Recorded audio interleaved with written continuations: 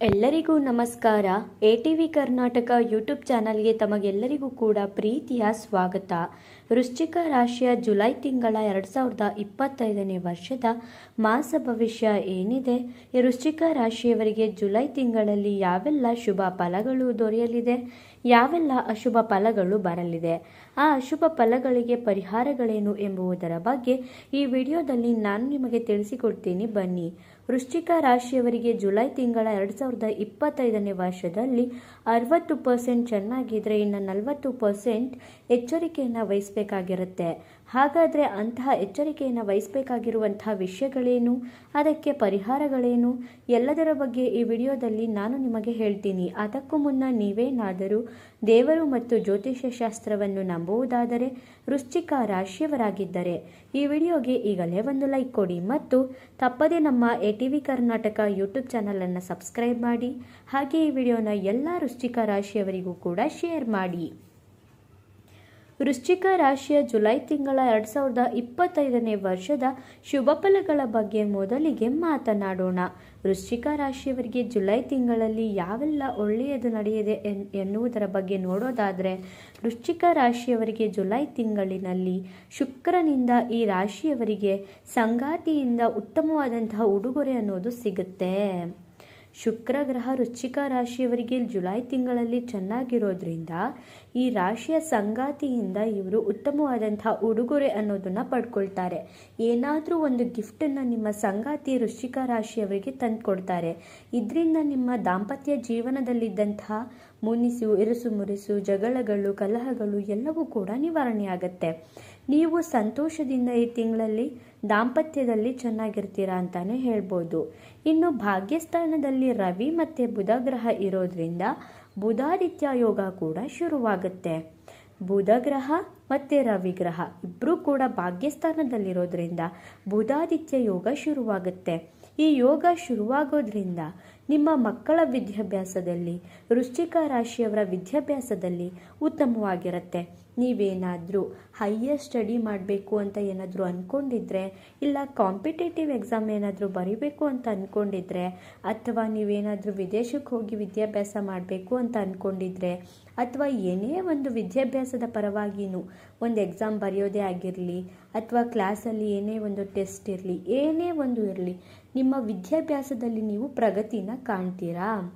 ನಿಮ್ಮ ವಿದ್ಯಾಭ್ಯಾಸದಲ್ಲಿ ನೀವು ಏಳಿಗೆ ಅನ್ನೋದನ್ನ ಕಾಣೋದ್ರಿಂದ ನಿಮ್ಮ ಭವಿಷ್ಯ ಅನ್ನೋದು ಉಜ್ವಲವಾಗಿರುತ್ತೆ. ಹಾಗಾಗಿ ಈ ರಾಶಿಯವರಿಗೆ ಬುಧಾದಿತ್ಯ ಯೋಗ ಇರೋದ್ರಿಂದ ನೀವು ಮಾಡುವಂಥ ವಿದ್ಯಾಭ್ಯಾಸ, ಅದು 1ನೇ ತರಗತಿಯಿಂದ ಹಿಡಿದು ಏನೇ ಒಂದು ವಿದ್ಯಾಭ್ಯಾಸ ಇರಲಿ, ಅಂಥ ವಿದ್ಯಾಭ್ಯಾಸ ಅಂತೂ ಅದ್ಭುತವಾಗಿರುತ್ತೆ. ಇನ್ನು ಕುಜನಿಂದ ಯಾವುದೇ ಕೆಲಸ ಮಾಡಿದರೂ ಕೂಡ ಧೈರ್ಯ ಅನ್ನೋದು ಹೆಚ್ಚಾಗುತ್ತೆ.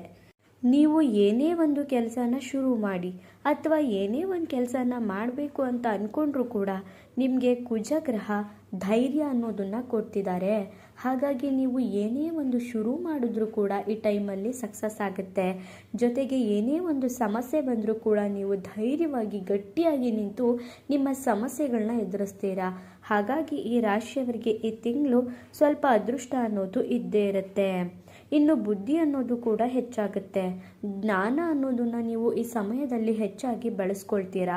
ನೀವು ಏನೇ ಒಂದು ಕೆಲಸನ ಮಾಡ್ತಿದ್ರೂ ಕೂಡ ನಿಮ್ಮ ಬುದ್ಧಿನ ಕರೆಕ್ಟಾಗಿ ಇಟ್ಕೊಂಡು ಮಾಡೋದ್ರಿಂದ ಆ ಕೆಲಸ ಸಕ್ಸಸ್ ಕೂಡ ಆಗುತ್ತೆ. ಹಾಗಾಗಿ ಈ ಸಮಯದಲ್ಲಿ ಬುಧಾದಿತ್ಯ ಯೋಗ ಅನ್ನೋದು ವೃಶ್ಚಿಕ ರಾಶಿಯವರಿಗೆ ಇರೋದ್ರಿಂದ ಬುದ್ಧಿ ಅನ್ನೋದು, ಜ್ಞಾನ ಅನ್ನೋದು, ಸಮಾಜದಲ್ಲಿರುವಂತಹ ಒಂದು ವ್ಯವಹಾರ ಜ್ಞಾನ ಅನ್ನೋದು ಎಲ್ಲವೂ ಕೂಡ ಹೆಚ್ಚಾಗುತ್ತೆ. ಇನ್ನು ನಿಮ್ಮ ಮಾತಿನಿಂದ ನಿಮಗೆ ಜಯ ಅನ್ನೋದು ಪ್ರಾಪ್ತಿಯಾಗುತ್ತೆ. ನಿಮ್ಮ ಮಾತಿನ ಪರವಾಗಿ ನೀವೇನಾದರೂ ಮಾತಾಡ್ತಿದ್ರೆ, ನಿಮ್ಮ ಮಾತಿನಿಂದ ನೀವು ಏನಾದ್ರೂ ಪಡ್ಕೋಬೇಕು ಅಂತಿದ್ರೆ ಖಂಡಿತವಾಗಿಯೂ ಕೂಡ ಅದನ್ನು ಪಡ್ಕೊಳ್ತೀರಾ. ನಾವು ಮಾತು ಯಾವ ರೀತಿ ಮಾತಾಡ್ತೀವಿ ಅನ್ನೋದು ಮುಖ್ಯವಾಗುತ್ತೆ. ನಮ್ಮ ಆಪೋಸಿಟ್ ಇರುವಂತಹ ವ್ಯಕ್ತಿಗಳ ಹತ್ರ ನಾವು ಹೆಂಗೆ ಮಾತಾಡ್ತೀವಿ ಅನ್ನೋದನ್ನು ನಾವು ಕರೆಕ್ಟಾಗಿ ತಿಳ್ಕೊಂಡು ಮಾತಾಡಿದ್ದೇ ಆದರೆ ಖಂಡಿತವಾಗಿಯೂ ಕೂಡ ಆ ಕೆಲಸ ಆಗೇ ಆಗುತ್ತೆ. ಹಾಗಾಗಿ ನಮ್ಮ ಮಾತುಗಾರಿಕೆಯಿಂದ ಖಂಡಿತವಾಗಿಯೂ ಕೂಡ ನಾವು ಎಲ್ಲ ಕೆಲಸದಲ್ಲೂ ಜಯ ಅನ್ನೋದನ್ನು ಪಡ್ಕೋಬಹುದು. ಅದರಲ್ಲೂ ವೃಶ್ಚಿಕ ರಾಶಿಯವರಿಗೆ ಮಾತಿನಿಂದಲೇ ಕೂಡ ಈ ತಿಂಗಳಲ್ಲಿ ಜಯ ಸಿಗುತ್ತೆ. ಇನ್ನು ಮೀಡಿಯಾ ಅಥವಾ ಕಲೆಗಾರರು ಏನೇ ಒಂದು ಕೆಲಸ ಮಾಡ್ತಿದ್ರು ಕೂಡ ಅವರಿಗೆ ಉತ್ತಮವಾದಂತಹ ಜಯ ಅನ್ನೋದು ಪ್ರಾಪ್ತಿಯಾಗುತ್ತೆ. ಯಾರ್ಯಾರು ಮೀಡಿಯಾ ಫೀಲ್ಡಲ್ಲಿ ಇದ್ದೀರೋ ಅಂಥವ್ರಿಗೆ ಈ ತಿಂಗಳಲ್ಲಿ ಬಹಳ ಬಹಳ ಬಹಳ ಅನ್ನೋ ಯೋಗ ಇದೆ. ಹಾಗೆಯೇ ಲಾಭ ಕೂಡ ಇದೆ. ಇನ್ನು ಕಲೆಗಾರರಿಗೆ ಉತ್ತಮವಾದಂಥ ಅವಕಾಶಗಳು ಸಿಗುತ್ತೆ.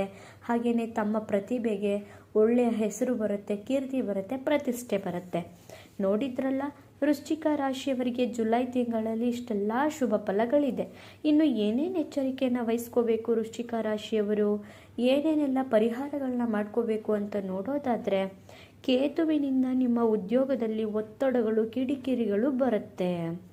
ಕೇತು ಗ್ರಹ ನಿಮ್ಮ ಉದ್ಯೋಗದಲ್ಲಿ ಒತ್ತಡನ ಕೊಡ್ತಾರೆ, ಟೆನ್ಷನ್ಸ್ ಕೊಡ್ತಾರೆ, ನಿಮಗೆ ಇರಿಟೇಟ್ ಆಗಬೇಕು ಆ ರೀತಿಯಾಗಿ ಮಾಡ್ತಾರೆ.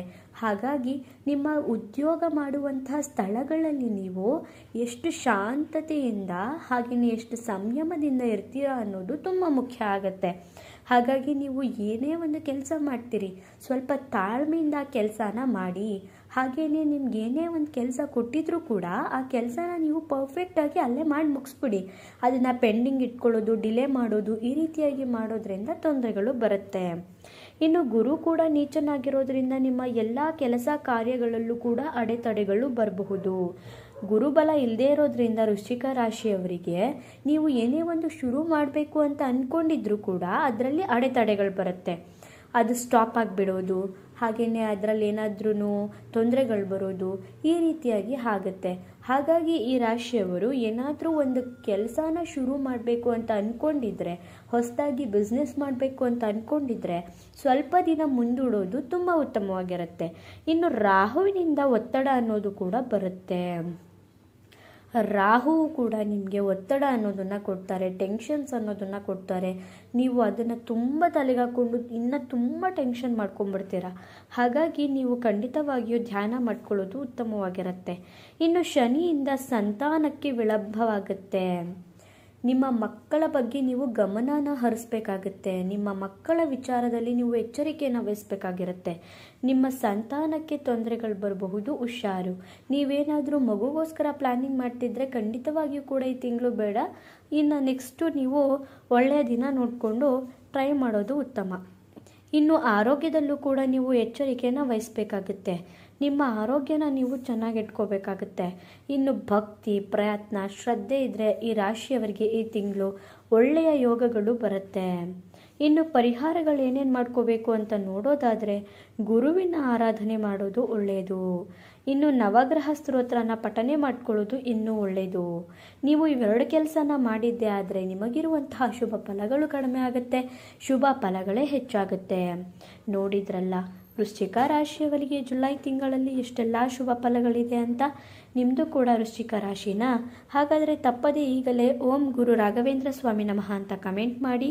ಮುಂದಿನ ಹೊಸ ವಿಡಿಯೋದಲ್ಲಿ ಸಿಗ್ತೀನಿ. ಅಲ್ಲಿವರೆಗೂ ನೋಡ್ತಾ ಇರಿ ನಮ್ಮ ಚಾನಲ್. ಧನ್ಯವಾದಗಳು.